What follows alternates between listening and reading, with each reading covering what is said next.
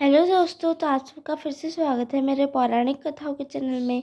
तो आज मैं आप सबको सुनाने वाली हूँ अनंत चतुर्दशी की पौराणिक कथा। तो चलिए जल्दी से हमारी कहानी स्टार्ट करते हैं। प्राचीन काल में एक तपस्वी ब्राह्मण था जिसका नाम सुमंत था। उसकी पत्नी का नाम दीक्षा था। उनकी एक बेटी भी थी जिसका नाम सुशीला था। उसकी पुत्री परम सुंदरी, धर्मपरायण तथा ज्योतिर्मयी कन्या थी। सुशीला के बड़े होते होते उसकी माता दीक्षा की मृत्यु हो गई।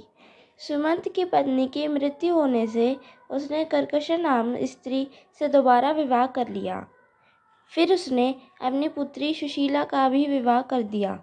सुशीला का विवाह कैंडिन्य ऋषि के साथ संपन्न हुआ।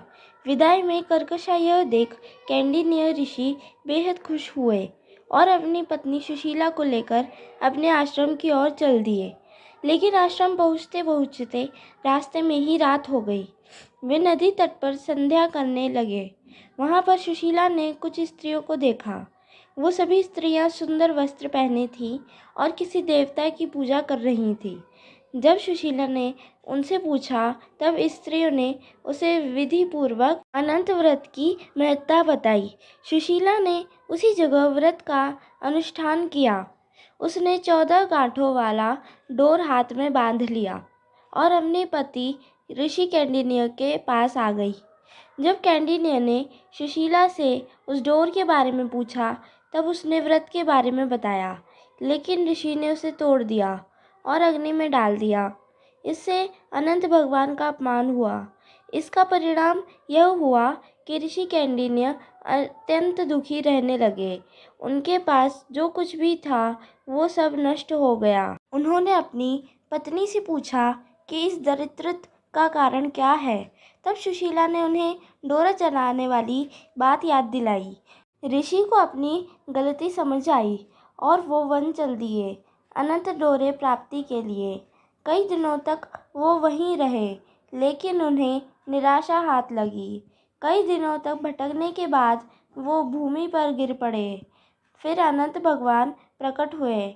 उन्होंने कहा, तुमने मेरा तिरस्कार किया था, यही कारण है कि तुम्हें इतना कष्ट भोगना पड़ रहा है।